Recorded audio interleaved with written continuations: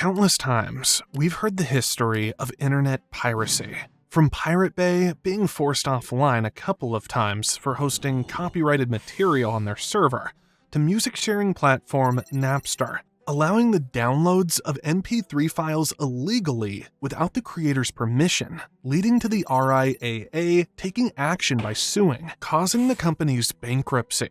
However, it's not only the companies that pay the price, but also the users. Under the U.S. Copyright Office, Section 504 of Title 17 states that users who participate can be fined a minimum of ranging from $750 to $30,000 per work, or, even in the worst scenario, $150,000 if the individual acted willfully. On the other hand, there's a region on Earth where certain civilians, some not even knowing this is a crime, tend to download from these illegal sites, with little or no consequences from international law enforcement agencies. I'm talking about the Caribbean, where piracy is committed consistently and is seen as normal behavior.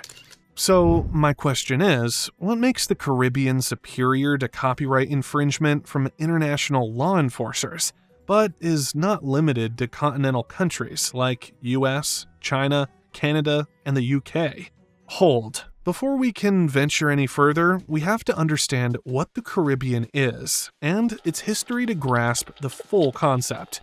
Long story short, in the late 15th century, 1492, European colonizers, primarily Spain, England, France, and the Netherlands, stumbled upon what they called the Caribbean, which consisted of a group of islands.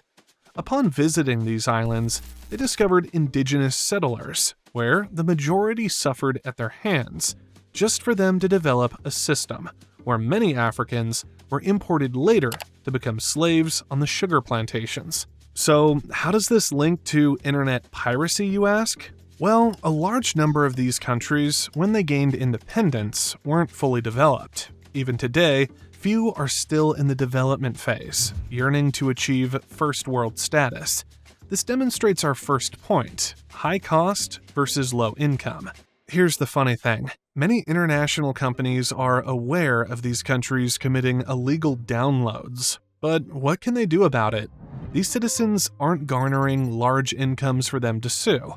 According to a 2025 report by GCS, written by Gizane, it reveals the cost of living within certain Caribbean countries, with the lowest income shown being $292 for Haiti, and the highest being Barbados, accumulating a monthly income of $1,009 USD per citizen. The recent data presented from the U.S. Bureau of Labor and Statistics highlights the average American monthly income as $6,228, with the gross minimum payout being $27.77 per hour. If you compare the highest Caribbean monthly income to an average American citizen, you'll get a $5,219 price difference, meaning an American earns 517.1% more than a Barbadian. So, what does this speak to? It doesn't benefit international copyright holders to sue. It can probably even backfire, costing them more than they'll recover from an average citizen, who simply downloads daily for personal and not commercial use.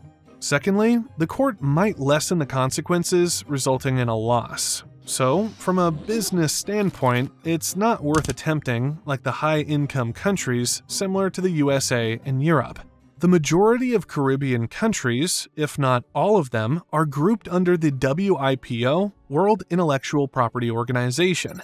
This agency falls under the United Nations and is responsible for ensuring partners comply with copyright enforcement in the 1971 Paris Act of the Berne Convention, which sets the digital protection standards for literacy and artistic work, even if not bound.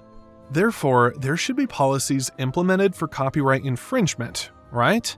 Well, yes, a large portion of these countries have these laws passed, but similarly to organizations such as the European Union, when handed policies by the WIPO, countries are responsible for deciding how to enact these laws to a satisfactory extent.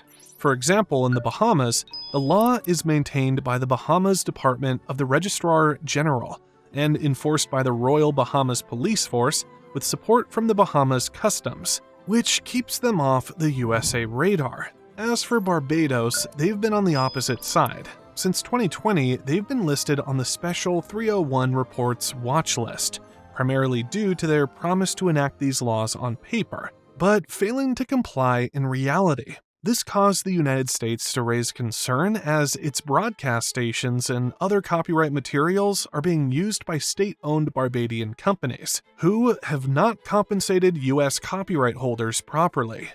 When problems like these occur repeatedly without any resolution, the U.S. proceeds to pressure these countries on behalf of copyright holders to take action immediately or face consequences. Plot twist: the countries aren't really the problem though. They're actually trying to enforce these laws, but without adequate resources to donate, the standard enforcement can't be met, which evidently proves that why they only provide room for little enforcement when other countries request it. Other than that, instead, they mainly focus on larger things at hand, such as crime, healthcare, and improving their workforce, particularly since the Caribbean earns from mainly three resources: tourism, agriculture, and natural resources. Another point to note, maybe their society doesn't want to make any modifications to a system that has been part of their culture. In the past, Caribbean countries couldn't afford to make internet payments for goods and services they considered expensive, so they found a workaround, which, as you can guess, is piracy, mainly burning of illegally downloaded files to CDs, such as music and movies, and pirating applications. To this day, Caribbean countries continue to commit internet piracy because it has become a natural, affordable phenomenon. The reason these people can easily get away with piracy, while first world countries cannot, comes down to one thing mainly: loss outweighs the profit.